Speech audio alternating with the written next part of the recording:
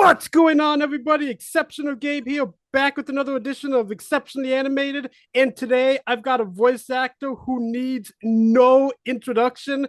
I've got the legendary Brian Drummond. Thank you for joining us today. Happy to be here. Happy to be here. One of the first questions I always ask with these interviews is what was Yeah. your first ever voiceover role in the industry? First ever voiceover role was on a series called G.I. Joe Extreme. And I played a character named Ballistic, who was the sharpshooter. And they actually changed his name partway into the series and changed it to Eagle Eye. I think they thought Ballistic was a little too violent sounding, so they went with Eagle Eye. But initially, his name was Ballistic. Some toys even came out with that name, Ballistic, on it as well. And that was my very first role with a great director by the name of Sue Blue, who had done all the Teenage Mutant Ninja Turtles, and I learned so much in that session. That's so cool. And you got to work with so many other legends like Gary Chalk and I think Scott McNeil was in that show as well. Matt Hill, Ian Corlett, yeah, tons, tons. It was Mm-hmm. amazing. Mm-hmm. And what was your first ADR role that you can recall? I believe my first ADR was Dragon Ball Z as Vegeta. I think that was No the first time way. I was in the studio. Yeah, so I booked the big guy himself back here. Where is he back there? Yeah. Yep, Dragon Ball Z over 9,000 years ago. It feels like it. It feels like it. Over 9,000. Yes. I know you probably get asked this a lot, but like how many times would you say at conventions, because you go to a lot of conventions, do Yeah. fans ask you to do the it's over 9,000? Boy, it is quite a bit. Usually by the last day or so of the convention, I have to sort of temper the amount of times I do it because I start to lose my voice. But I probably at least 30, 40 times a convention. And that if I start losing my voice, I tell people, sorry, I don't think I'm going to be able to do it too much today because it's a big, very vocal line from that character. Mm-hmm. And what were some of your favorite memories from working on Dragon Ball Z? Obviously, besides Vegeta, you voiced so many characters in the anime.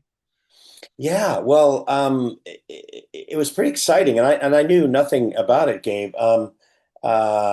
So I mean, I don't even know how to pronounce the name. It was at Vegeta. It was at Dragon Ball Z, Dragon Ball Z. Like, I mean, all these characters we were learning them for the very first time. Everybody in North America was learning how to say these characters for the first time. I didn't know there was as much fighting in it as there was when we auditioned. We have a sort of a bunch of lines that are given to us called sides, and that's what we read. But there was no fighting in the sides, and then I realized, oh, we actually fight most of the time. So that was a big learning curve on that show as well. But just doing dubbing alone was a learning curve. Trying to act, to create your own character, to stay in voice, to create really exciting sequences, but also match the dialogue they've given you to the flaps of the animation. Was all new to me. I'd never done anything like that. The GI Joe series I'd done first was called Prelay, where we're all in the group, just record the whole show and they animate it all after. But dubbing is very technical, and that's technical work I hadn't done before. So I was learning on the fly, but I knew I had acting experience and I felt like I had some acting chops. So I just brought that to the table and let the directors sort of point me in the direction of what was working and what wasn't. Mm-hmm. And you've done so many EDR roles at Ocean. And something else I was going to ask you, what were some of your favorite memories of working with Carl Williams? Carl Willems. Carl's still working at Ocean to this day, is probably one of the greatest ADR, dubbing, and even anime directors of all time. I think early on in those days, I did Ron the One Half. I did characters on Inuyasha. Gundam Wing was a massive one. Zex Marquise was a hugely popular character on the series Gundam Wing. And I did Gundam Seed and Monster Rancher. And of course, the very popular Death Note was done years later into the early Mm-hmm. 2000s. playing the Shinigami Ryuk on that series. So I've done hundreds of episodes, even up till a couple of years ago when we did the 100 episodes of Dragon Quest Adventures of Dai. And that was probably the most recent anime that I did. Also directed with Carl Willems. That's very cool. And Yeah. out of all of the Gundam series you've done Gundam Wing, Gundam Seed, and Gundam Double O. Yeah. Which one was your favorite to work on?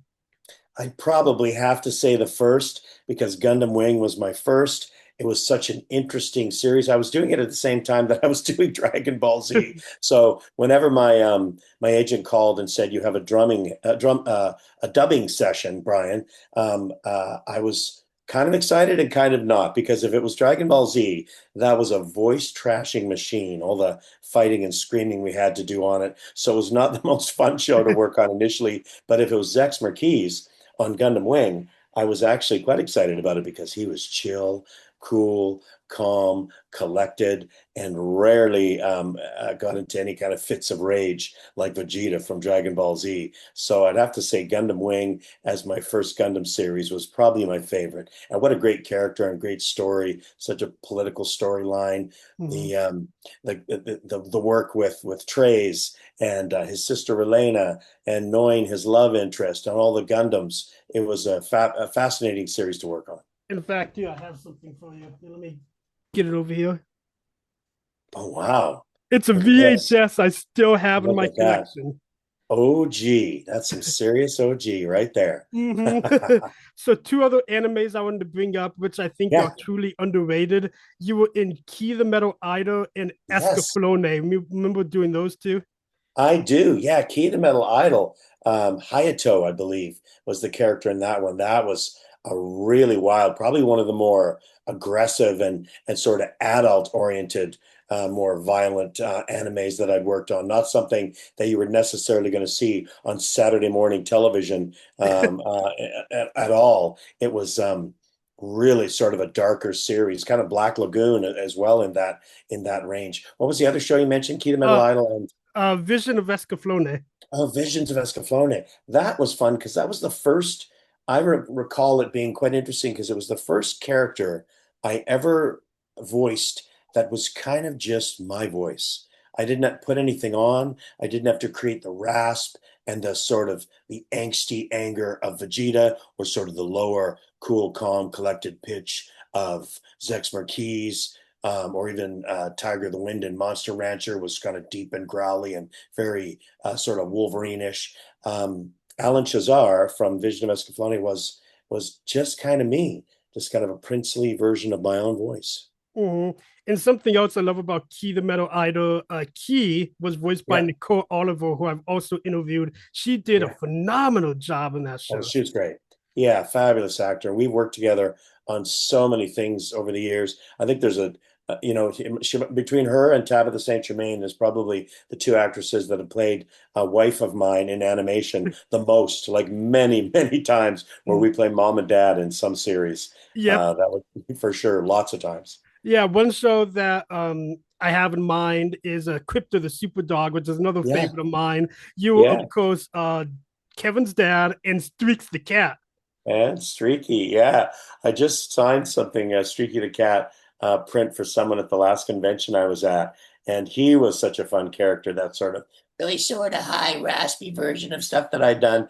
And really fun. Although I was really, I don't know if you saw the Super Pets movie. I was so disappointed not to see even the tiniest little cameo. I didn't even have to voice it. I just wanted to see a little cameo of Streaky in that Super Pets movie somewhere, but they missed it. That was I something I always think they know. should have done. Listen, let me tell you something, Brian. So I told Scott McNeil when I interviewed him, Yeah. Scott will always be Bat you will Yeah. always be Streaky, and Sam will always I be always be crypto. Crypto. Yes, you Yeah, got it, dude. even if I didn't voice it, I just wanted to see them animate Streaky. Just even if the Super Pets passed him in an alleyway and he just kind of walked by and was like, "What are you looking at?" And just kept on going. That's all it had to be, and it would have been just a fun little Easter egg for the fans. But they missed that one, I think.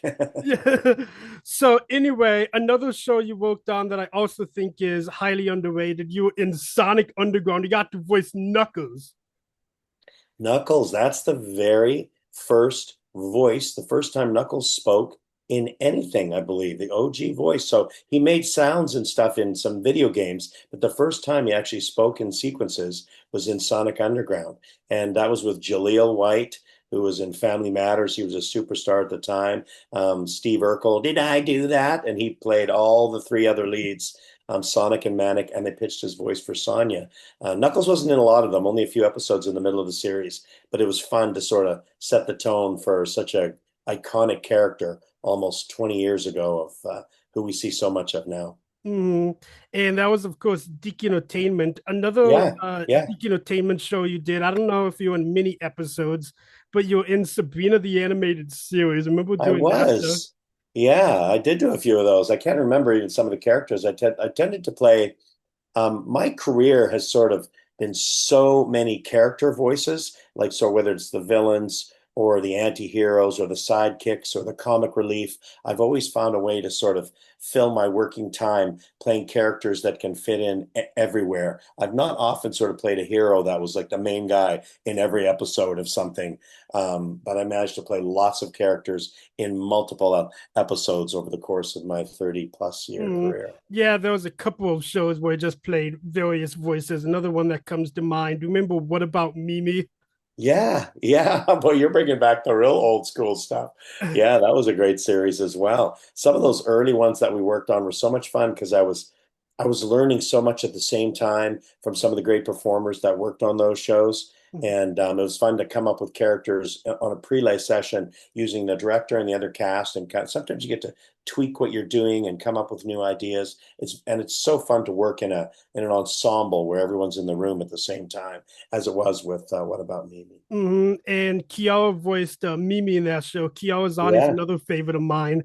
And yeah, she, of she's course, great also too. voiced Hamtaro. Hamtaro, yeah, I think I played a little couple characters on that to play. Hambeard, is that who I did on that one? Yes, Um, and your pirate buddy in that show was voiced by Lee Tokar. His name was Ham yes. Bone. Yeah, one of my good friends, Lee and me, we got similar sort of vocal qualities. We could play pirates till the cows come home. We love Mhm. doing that. But you mentioned, I think maybe it was you that mentioned this to me. Often, I think sometimes get cast in sort of things on that series on Hamtaro as having played Jingle, which I did not do. That wasn't the character that I played, and sometimes it shows up with my name beside it. I'm like, nope, that wasn't me. Yep, that was Terry Clausen, I believe. Yeah, yeah. And also check this out. Kiara actually signed it. Oh, lucky you. That's great.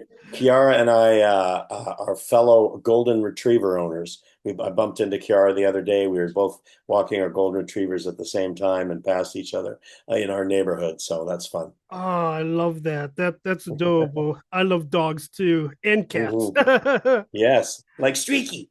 Yeah. So another anime you were in, which is another favorite of mine, you were in Card Captor Sakura. Remember doing that one? Yeah, I do actually. Yeah. It's funny. I played Aiden Avalon, Sakura's father, and which is quite funny. My eldest son, his name is Aiden, and I played that character after I had named my son. So it was interesting to play a character with that same name, which I didn't see too often at that time. But I don't remember, having a ton of stuff to do on it because of course, Sakura heads out on the adventures every morning. It's usually a conversation with her at the breakfast table, like, make sure you pack your bag, Sakura. Don't forget your lunch, all those kind of, and then out you go on some big adventure. But it was still, as a dad at the time, it was with young kids, it was still fun to play a dad in that one. Mm-hmm. And another show I forgot to bring up. Obviously, this character's design, like we talked about, hasn't aged well, but it's still one of my favorites. I'm of course talking about Cyber Six. You voiced Yashimoto. Yashimoto, yeah, we chatted about that. So yeah, at a time when doing other accents seemed appropriate at the time and let us use some of our skills to try and come up with those, but at this point in time, not appropriate to do. And it's so great that we're able to offer so much more of that work to the people whose ethnicities suit those characters and are just as good of performers and even better so than ourselves. But it was a great series to work on, Mhm. Cyber Six, and he was a very fun a very fun character, but not a great sort of designed character. Yeah, Let's put it that way. exactly, Let's put it exactly. that way. If And they cyber revamp that show, they definitely have to fix that design without question. Exactly. I definitely agree. And Cyber Six is actually one of my favorite shows of all time. I just think it's such a beautiful series. It Michael is. Dobson and Kathy Yeah. Reslock are just Yeah. amazing in that show. Yeah, Uh, those two really carried it, and it was they both sort of played off each other so well, and vocalizations that were so different, and of course, both seasoned pros. Actually, Michael Dobson and myself, we were in our very first ever animated series together, and that was that GI Joe Extreme series. That was his very first role in animation, as was mine. he probably told me that. I interviewed Michael as well, but it was a year ago, so I probably forgot. But that's very cool. And another thing about Yashimoto, he's just a badass. Like he was a Yeah, detective, and it yeah, was so cool seeing him riding his bike on like the roofs of the houses and yeah. like spying on Cyber Six and trying to match the voices. It was so cool. Yeah, that's a great series. How many episodes of that series were there? Do you remember, Gabe? Only 13, sadly, because it never caught on because Mm, I guess they couldn't find the right age group. Like it was meant more for adults, but it aired on Teletoon, which is a kids network. right, right. Probably something that, if they worked on a series like that now, it would probably be incredibly popular because it had a bit of an anime aesthetic to it, but still had great characters and great storylines. I think it would probably be hugely popular if it was probably brought back now. Mhm. And fun fact, did you know that? Let me see if I have it right here. Monster Rancher, I have the DVD, was There it done by is. the same studio as Yeah, Cyber Six at yeah. TMS. Yeah, that was a fun one. Playing the oddly named character, Tiger of the Wind, who was clearly a wolf.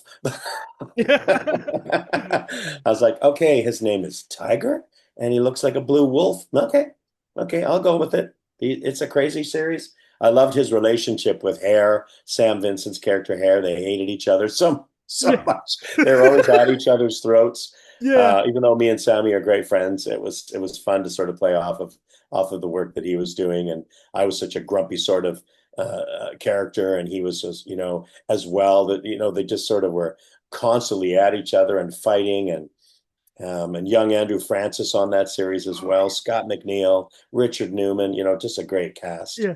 And the first episode, the character was introduced in. Not gonna lie, it was kind of dark. I remember, you had your whole pack of wolves, and Yeah, then uh, Paul Dobson's character Moo, who was like the lead villain. He yeah, basically committed mass genocide on your yeah. entire race, and you were the Yeah, only one to survive.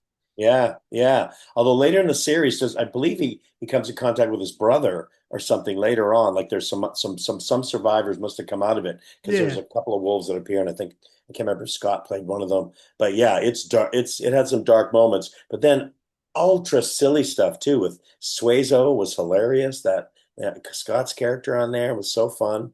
But yeah, we wish we got to do more of those as well. It was such a goofy show. Mhm. Thinking of goofy shows, probably the king of goofy shows you did, in my opinion at least, was Yakety Yak. Yakety yak.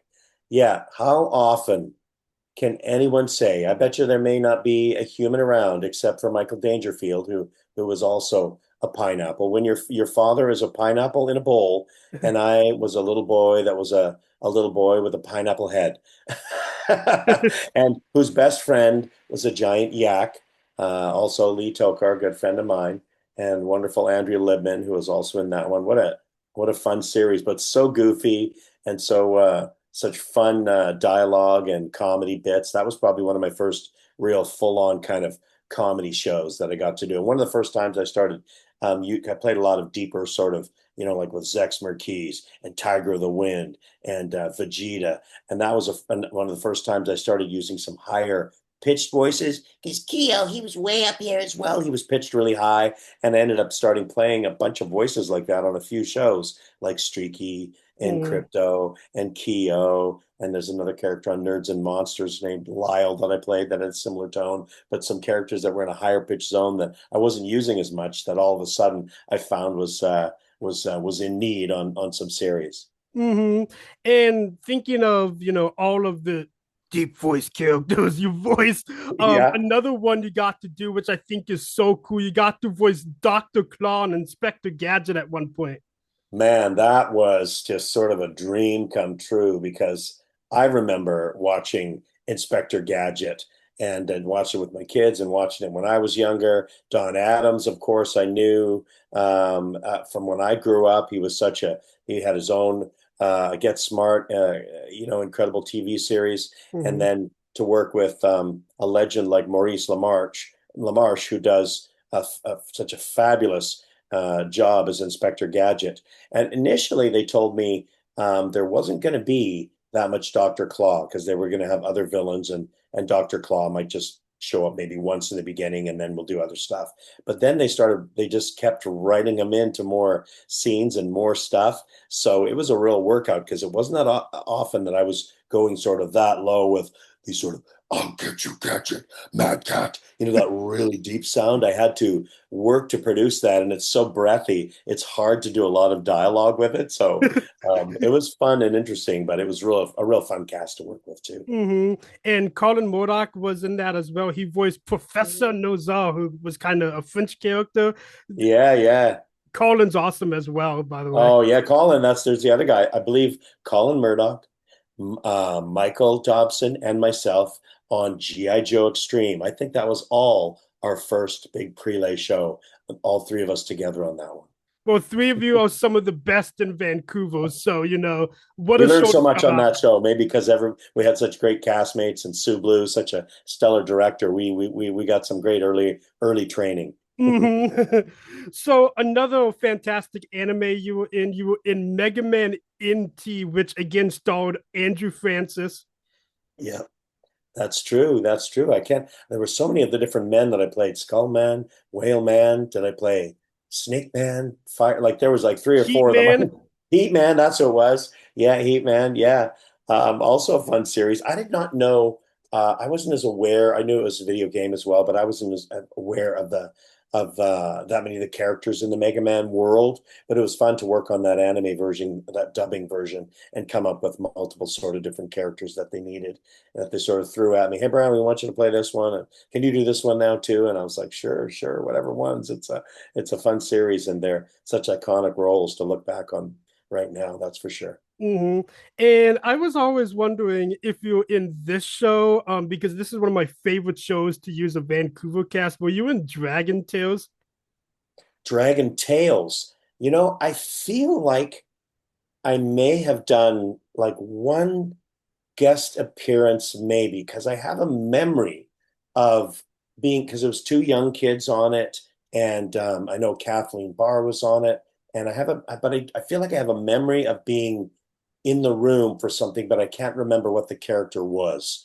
I think I might have probably, if I did anything, I might have done one, maybe two episodes, but Yeah, not a because lot. I was wondering, IMDb makes mistakes, but it credits you as Jungle Jake and Mr. Moe in Dragon Tales. Yeah, were they in the same episode? Yep, yep. It's, well, then that was probably me because I really have a memory of being on the show. Like I can even visualize the kids working on it and Kathleen being in it. So that was probably me. I probably did a one-off episode on it, did an audition, and they cast me as one of the roles, and then threw me another role, which is pretty common. That's so cool. I want to go back. I want to go back and watch that, and try and find it and see what that character was. If I find the clip, I'll send it to you, okay? Oh, yes, please do. Please Oh, do. It's nice to be. That's what's so great about the fandoms that we run into at conventions and like with yourself. They refresh me on things that I did that I sometimes forget. They go, "Remember this one?" I go, "Yes, I do. What show was that?" And then they'll pull up a clip and show me. And clearly, as soon as I do that, I remember working on it. As soon as they do that for me, it's great. mhm. Anyway, another show you got to be in, which I would also consider this probably a dream come true, considering it's such a large franchise. You were in Baby Looney Tunes, based off the Looney Tunes, obviously. Yeah, that was. I remember working so hard because I love the Looney Tunes, all the characters as a kid growing up. And I remember, so we all got to audition for all the characters. So I remember trying to nail down Bugs Bunny and trying to get Sylvester down and Taz and Tweety. Like, so I auditioned because I was at a point when I was doing quite a bit, so I was able to audition for as much as I could. And I auditioned for them all. I think I might have even had a call back for maybe Sylvester. I can't remember, but I didn't get one of the leads on the show and was kind of disappointed. And then found out I got the the nephew's name? Floyd. Floyd, yes, Granny's nephew, who got to take the kids out on adventures, which was fun. And later on, there were auditions, and I did manage to book baby Elmer Fudd, so our young little Elmer Fudd. So to actually get to play such an iconic role as Elmer Fudd was just a dream come true. To get to say you do any of them is amazing, but Mhm. to do Elmer was something else. Hmm. And another anime I wanted to bring up, you were only in one episode of this anime, but it's another favorite of mine. You Okay. were in Elemental Jade and you Oh. played like the top boss at Oak Hill. Remember doing that show? I remember the title, but I do not remember the character. Man, at Ocean, there were times where I was just shows were just flying around, and we were doing so many different things and so many bits and pieces that sometimes it's hard to remember specifically which one is which. But I do remember the title. Now Hmm. that's another one you might have to find a clip for me and send it to me and to remind me about that character. Hmm. However, this one was done at the same time, and this one you might remember because you were in more episodes of this one. You were in Starship Operators. Yeah, yeah, much more. Yeah, definitely remember that one for sure. Um, yeah, there was a point where I felt like I was at Ocean Studios like two, three times a week, doing this show, and then the next day is that show, and the next day is another one. And if I was doing a show that required like a lot of, vocalization and fighting, like Monster Rancher, I'd always have to be managing my voice to make sure it wasn't wrecked in order to be able to work the next day on a show that might be a very different voice character. There was a lot involved, but there were certain points where I remember in the early 2000s and into the 2010s where I'd have 8 to 10 shows a week that I had to record at different studios. But and Ocean had a lot of them. Hmm. And Starship Operators, another thing I noticed, your wife was in that show. And another question I had for you, I noticed that your wife and all of your kids were voice actors at some point as well. Yeah, Did that have anything to do with your background in voice acting, with them all becoming voice actors? probably a little bit. Now, my wife and I met in theater school and graduated at the same time from Studio 58 here in Vancouver. So we graduated in 1991 together and toured theater together on some shows that we're on. And then she'd do a different show. I'd do another show. We were both working in film or TV. She'd be doing a TV commercial and I'd be doing a different one and this and that. And you're always, as a performer, trying to make ends meet and do whatever type of booking you can. I remember when I did like I said, G.I. Joe, my first voiceover gig, Mm-hmm. my agent asked me if I wanted to do cartoons, and I was like, yeah, I'll try anything. I think I'm a fairly proficient actor that if it requires acting and voices, I can do that. And then I kind of fell in love with it. And for the 90s and even into the 2000s, I was doing a little bit of voice, a little bit of TV, a little bit of theater, but it got so busy by the early 2000s with voice that I told my agent, put aside theater and film for now. My schedule is just filled with voiceover stuff. And once it slows down, I'll go back to theater and film. And it never slowed down. It's just been busy ever since. And of course, doing some of those things, my wife, as well as a performer, would audition for voiceover things. And she worked on a few things over the years. And my kids, when they were younger, of course, they see what dad does for a living. And my son, Aiden, he mostly started when he was younger doing film. He was doing quite a bit of TV series and film work, and then started doing voiceover as well. As a young person, he had a great little voice. His sister ended up doing some as well. Brenna, she's the middle one in the group, and even the youngest one, Ashlyn, she ended up doing some. She's the only one of all of us now that's not doing any type of theater or film or voiceover. The rest of us in the family, that's still our gig, is the acting world, but not the youngest one. After she did Martha Speaks and some Barbie movies and a couple of other things, she was like, okay, I'm done. I'm going to move on to other things that I like more. And that was great for her. That's so cool. And also, Martha Speaks. I'm gonna go ahead and bring that show up because I have this prepared right here. Hey, Martha Speaks, one of my favorite PBS shows ever. Skits I got to do skits for the whole series, and Martha and the dad in the household. I think I Mm. played maybe the mailman or something too, or a few different characters, but very fun, very fun. And of And course, Ashlyn, my youngest, she took over for one of the roles of one of the characters that grew up, and her voice changed. So my daughter in the final season took over for that character and did a great job of it. and that was of course with Tabitha Saint Germain as well, who is Yeah, one of the greatest. I still say yes. I'd put Tabitha up against any actor in the world, in the English speaking world, and she could do any age. She can do children, old ladies. She can do middle-aged mom. She can do animals, creature sounds. She can do any accent you throw at her. You just mention an accent, and she just can within moments she's nailing it. She's such a talented performer and hilarious too. She just brings it all the time, no matter what we're working on. Mm-hmm. Also, this is probably going to be one of the weirdest comparisons ever made. But is it just me, or does your character in Martha Speaks, the dad, look a lot like your character in Death Note? Maybe it's because they both have the button-up shirts with kind of like the flower design, and they both have the glasses. I don't know. They kind of look alike a little bit. The dad in Martha Speaks looks like what character in Death Note? Not Which Death Note. Black Lagoon. Excuse Oh, me. Black Lagoon. Oh, yes, yes, yes. Oh, oh, like Benny in Black Lagoon. Yeah. Yeah, no, there's a similarity there, and actually a similarity in voice. Those are two characters that I sort of use my higher speaking voice, kind of like how I'm just talking right now, and not sort of a deeper character voice. My sort of a dad voice that's just a little more calm and approachable. But yeah, Benny was a bit like that. And, I'm going to have to put them side by side and do a voice compare. I bet you they almost sound the same. That's funny. Two very different shows. Super ultra violent Black Lagoon and Martha Speaks, PBS preschool show. yeah, yeah, Benny and So Black Lagoon is by far, I classify it as probably the most unhinged animes to ever come out. Yeah, it is. It is. Yeah, Mareka is absolutely incredible as Revy, and Brad Swale as Rock, and myself in that series. It was fun. It was probably one of the most kind of realistic type ultra violent that you could almost see being done as an action movie with just the craziness that took place in that one. And I also brought up Death Note earlier, and Yeah, obviously Death Note is super popular. You're going to all these conventions for the yeah, show. What are some of yeah. your favorite memories from Death Note?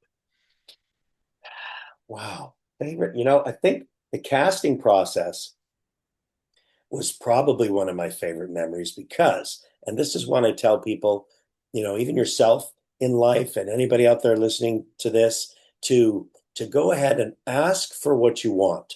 Because I was not asked to read for the character of Ryuk, the Shinigami, the death god that starts it all. And I didn't know he even existed. Lots of time when they send you the sides, you don't know what the other characters are. I was only sent Light's father, so the main police chief, who happens to be Light Yagami's father. I was maybe sent a couple of other characters that I'm not sure I remember, but probably a couple of other sort of FBI type agents. And I went in to read those roles, to audition for those characters. And when I got there, I saw a picture of Ryuk on the wall, and other people were auditioning for this character. And I was like, wow, who is the creepy looking demon? Like, it's the coolest looking character in the whole show. Everyone else just looked like people, like they were just normal looking dudes. So I went into the audition with Carl Willems, the amazing Carl Willems, and asked him, hey, this is where I say, ask for what you want. I said, can I read for the creepy looking demon bad guy as well? And he said, oh, yeah, not a lot of time. We'll try and squeeze it in, but sure, here's the sides. So here's some script for him. And he told me two things. He said, um, Ryuk is not the bad guy, so don't play him like a villain. He's not. And he kind of has an interesting laugh. So just here, go take 5 minutes, look at the script. I had like 5 minutes to come up with an idea. Take a look and then come back in. I read Light's father and the other ones, and I also read Ryuk.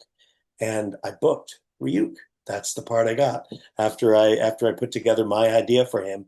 And had I not asked for what I wanted, which I wanted to read for that role because he looked so cool, I never would have played such a fabulous character in all of anime just because I asked. What's the worst that could have happened? Carl could have said, no, we're just too busy, Brian. Sorry. And maybe I would have got someone else. That's the worst that could have happened. But because I asked for what I wanted, I was lucky enough that he let me read for it, and lucky enough that I came up with an idea that the producers liked. Hmm. Anyway, moving along, another Sure. show you were in.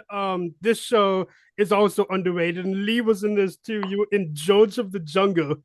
George of the Jungle, the Witch Doctor. Yeah. That was underrated and wacky.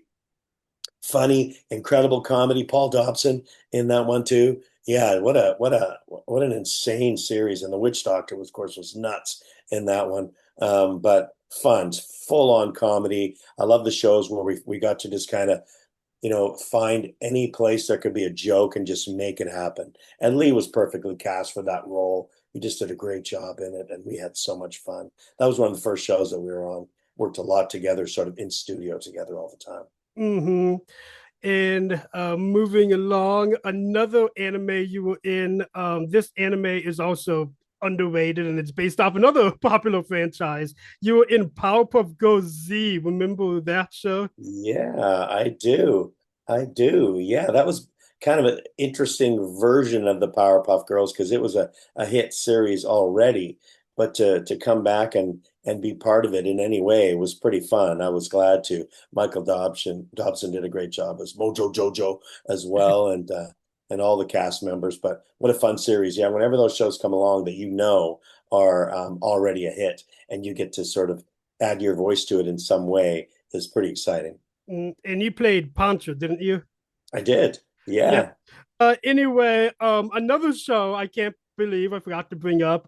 You were in Puka because that was again with the legendary Tabitha Saint The Germain. legendary Tabitha. Me and Tabitha for just hours on end in those sessions, not saying a single word, but just making sounds. Me running and fighting and trying to get away from the puka kisses, and Tabitha just giggling and chasing me and trying to smooch me the whole time. So such a funny series to do and such a wild one. I think that was the first character that I ever auditioned for who had no lines. He just actually, ran. It was like he tried, made all kinds of funny sounds trying to get away from Puka. And again, the cast is phenomenal. Besides you two, there's also Lito Carr and Yeah. Chantel Strand was in that as well. Yeah. A couple of Dobson brothers as well. Chantal. Yeah. Mm-hmm. And let's go ahead and move on to the really big one. But before we talk about, of course, Friendship is Magic, you were in G3 My Little Pony. I got the VHS right here. You were Yes, the I was. OG Spike. Oh, gee, Spike. Yes, yeah, he was a very different sound than the G4 Spike. That's for sure.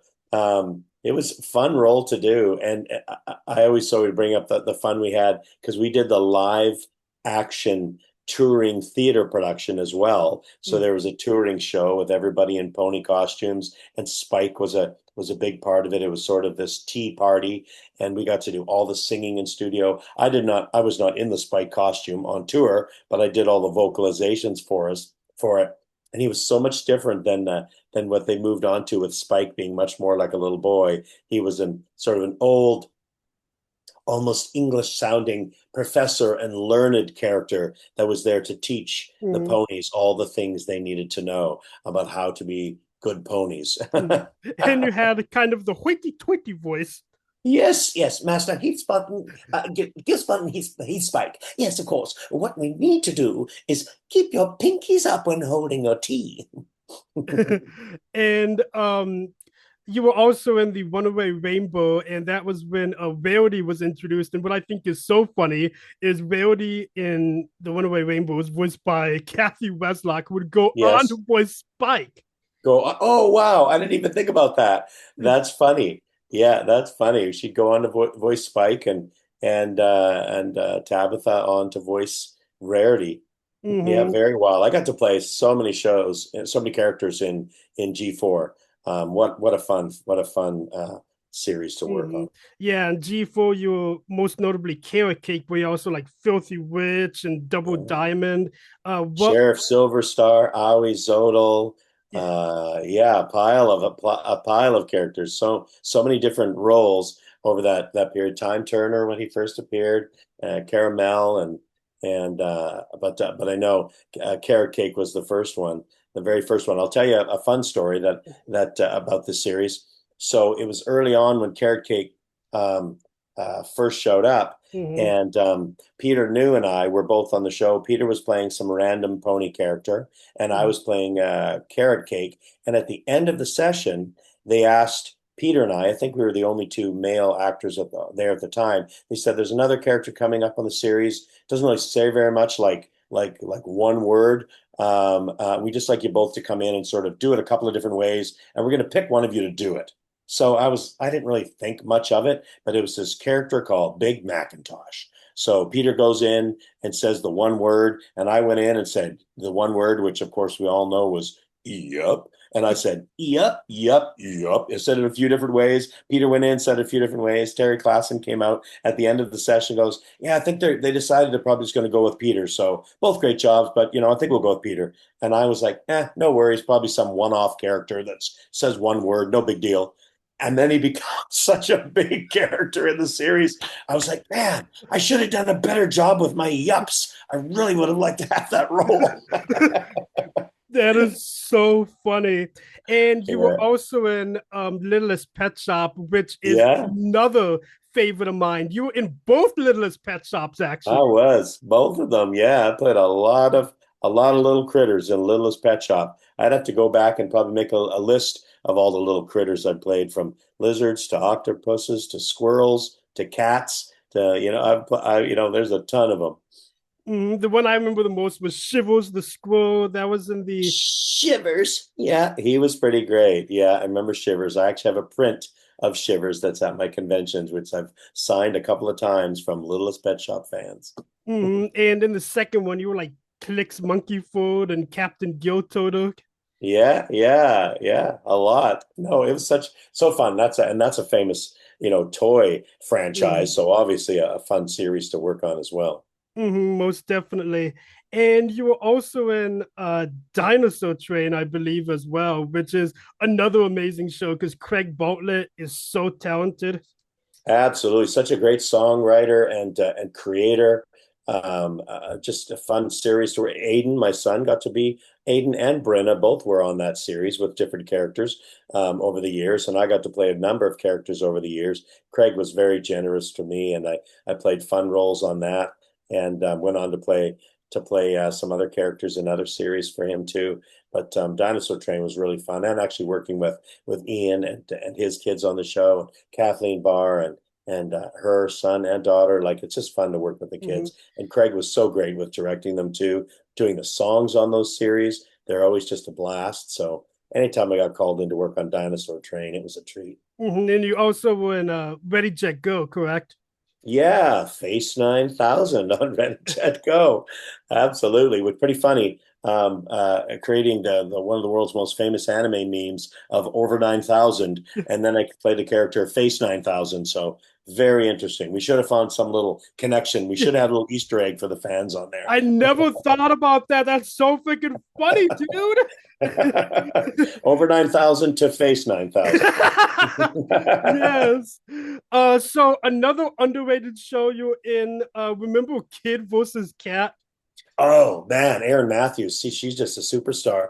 Yeah, that was a great series as well.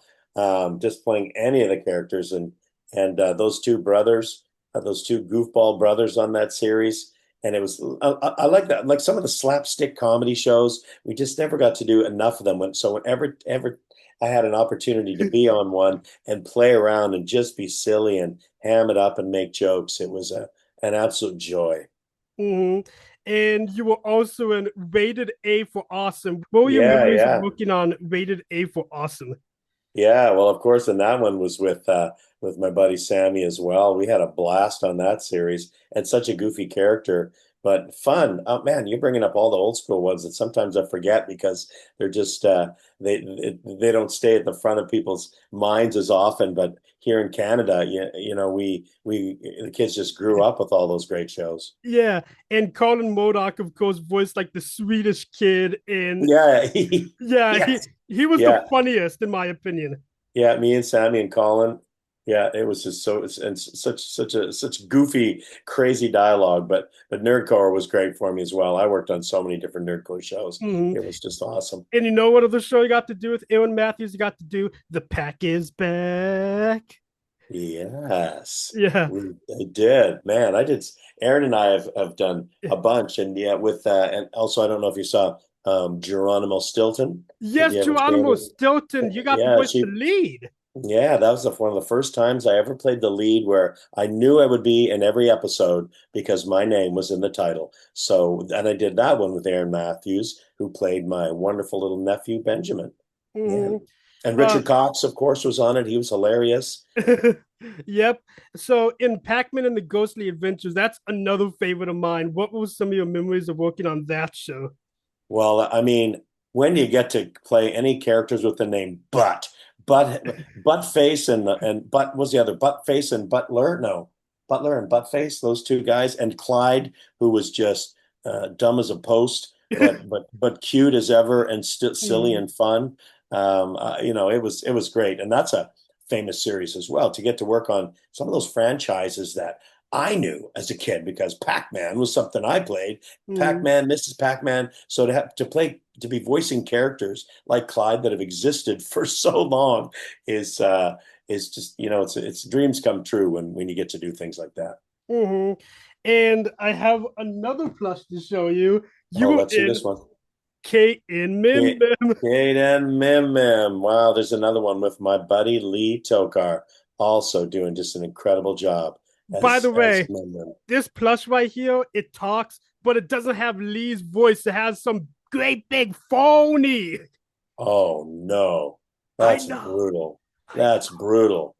Oh, I know. Sometimes they would do that. We because they don't want to pay union rates or something, and they'd hire a random non-union person in some place to try and sound sort of like you, and it just is never the same when you don't get to do your own toy.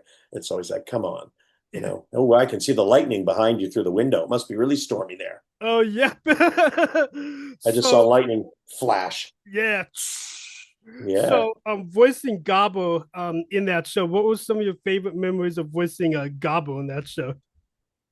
I love voicing him because he's kind of a big, deeper, really cuddly, sort of lovable character that I use sometimes. Like he's almost like a Santa Claus, like just a wanted to create something that's just super huggable but earthy because he was the growing character that would grow things. So you wanted to make him feel like he was really down to earth, but really cared for the earth, but was also cuddly and sweet. And Mhm. that's why coming up with that sort of deep voice sort of thing and really cozy like Gobble was just so much fun. So another show you were in Tom and Jerry Tales again. I think only a couple episodes, but Yeah, how did it feel being a part of a show as big as Tom and Jerry?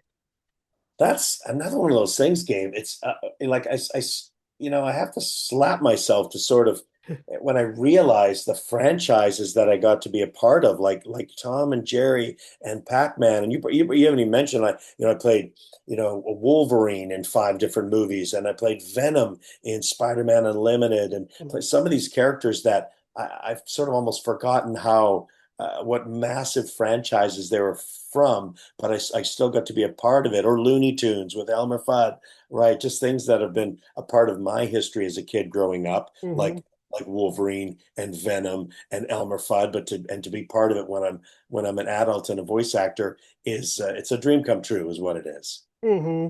And earlier you brought up Dragon Quest, which is another Yeah. phenomenal anime that starred Sabrina Petrie, who I Yeah. actually interviewed recently as well. Oh, nice. What were your favorite memories of working on Dragon Quest? You know what? I had not been doing a ton of anime for a while, so to kind of get back in the room and play some uber villains like General Flazard and Hadler, and just kind of go back to those roots of Dragon Ball Z and the power-ups and the fight sequences was a real treat. Hard on the voice, but I was still happy that I was able to do it. But a real treat to sort of go back to the roots of some of the things that I started with in anime only a few years ago, to kind of come back to it after almost 20 years from when I'd worked on that type of screamy power up, monsters and villains and heroes type series. Mm-hmm. And another show you were in that's got somewhat of a following, you were in Super Monsters. You were Mr. Mash and Santa Claus. Yes, Santa Claus. I think I've probably played Santa Claus in numerous different series that I've worked on, probably 20 times, different Santas, but to get to play Santa in that one was great. And Frankie's dad, of course, another time I get to work with the wonderful Aaron Matthews, who played Frankie. So getting to play Frankie's dad. And I think I played Gerbus too. There was the bus in it that I got to do some sound effect type stuff for, and some vocalizations for that as well. Too Mhm. much fun. And going to some of your more recent roles, one of them is, of course, Sonic Prime, Dr. Yes, Eggman. yes. Now that one probably, of characters I've played, one of the ones I was probably the most nervous about. I don't get too nervous about auditioning for things, especially when I know I'm creating it myself, because no one can, I feel like, can tell me I'm doing something wrong if I'm coming up with what I feel is my voice and what works for me. But with someone like Eggman, which has been done before numerous times, by Mike and by Jim Carrey and Gary Chalk and Long John Baldry, and just a lot of different people who voiced Eggman in the past. I Mhm. knew it. I had to put my spin on it, but it also had to still sound like Eggman.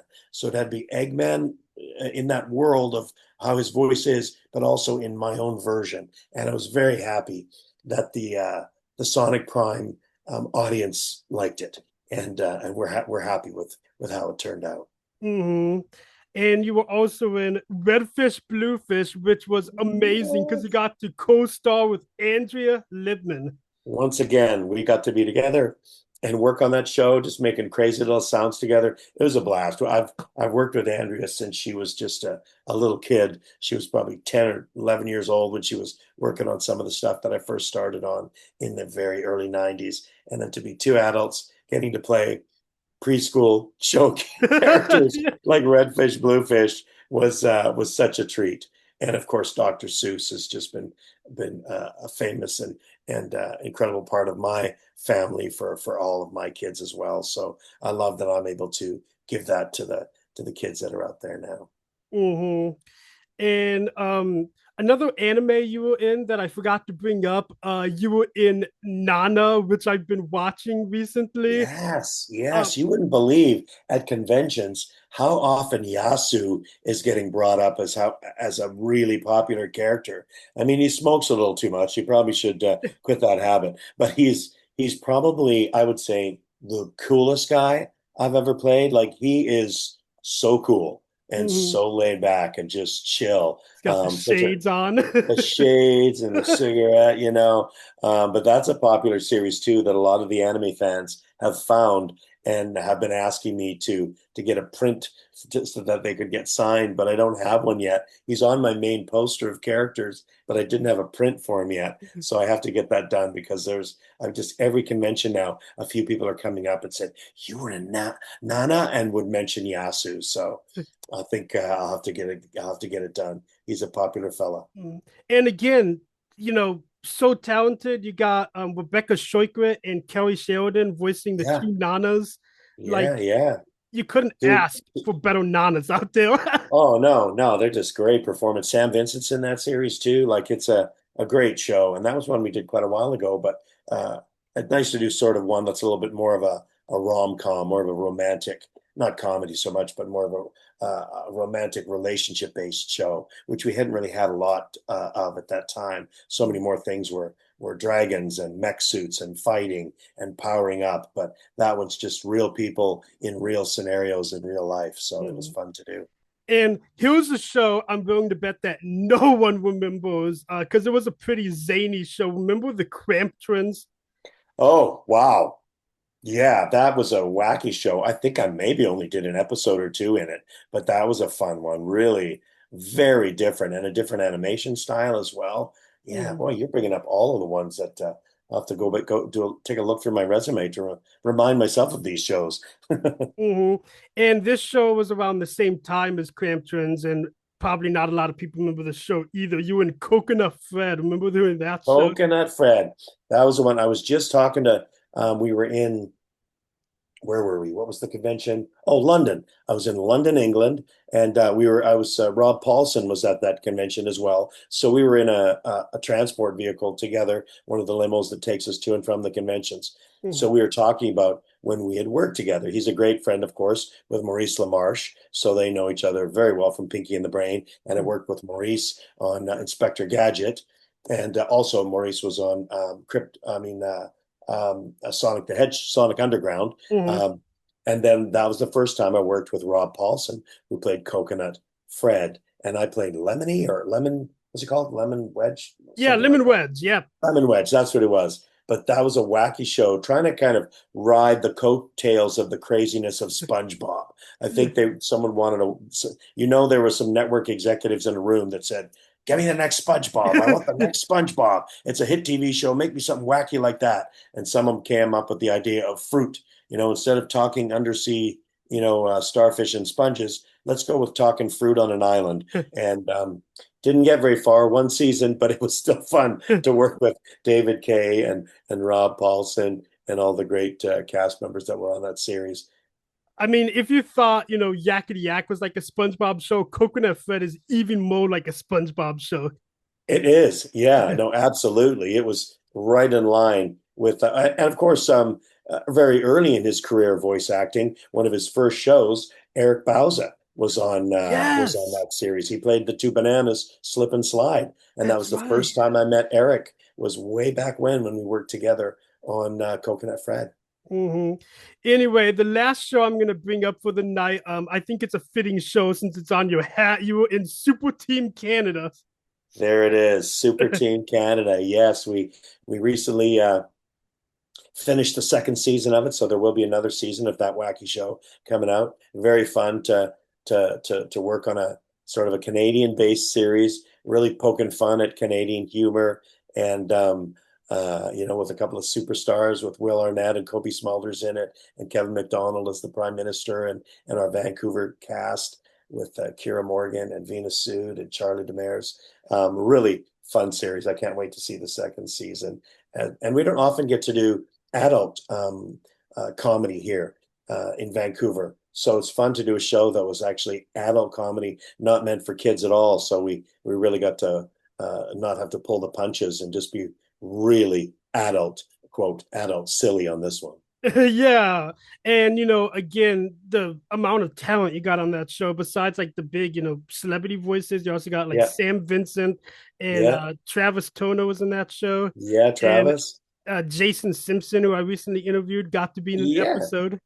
yeah, we had all these great performers from Vancouver that would come in and do the guest villain of the time. The guest villain would show up, and it was fun to be able to work with them. And it was at a time we were finally starting to get back to the room and work together post COVID. So we were all sort of working together in the room, and it was an ensemble piece. I mean, Will Arnett and Kobe Smulders weren't there with us, but most of the rest of the cast were. So it was fun to be able to sort of get that vibe going and that energy that comes along with working from with other extremely hilarious castmates. Hmm.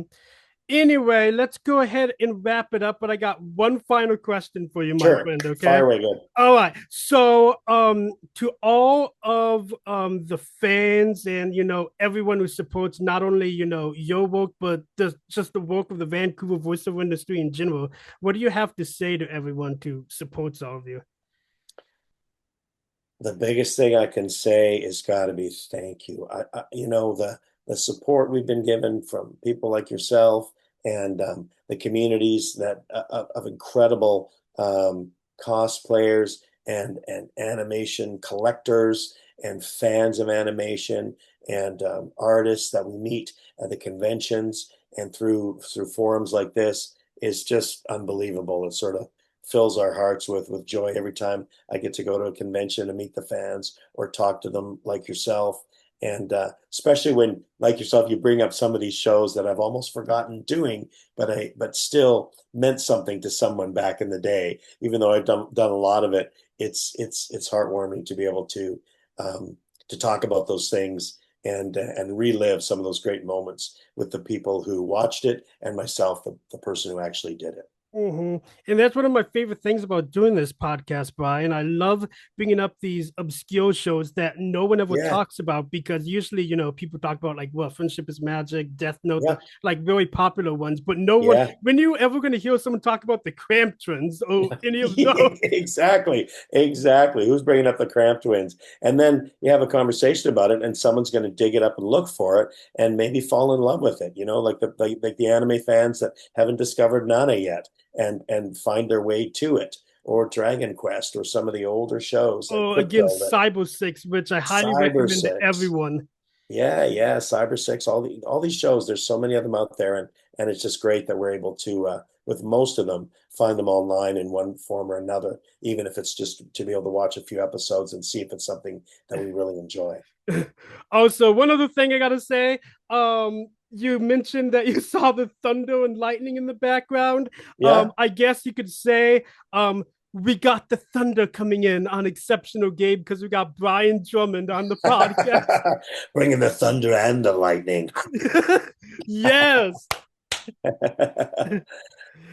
All right. Well, let's go ahead and wrap it up. And thank you so much for taking the time to talk with me, Brian. It was Thanks such for a having me. pleasure. And I hope you have a great rest of your night, my friend. Absolutely, and you too. Thanks All for having right. me, Gabe. Take care.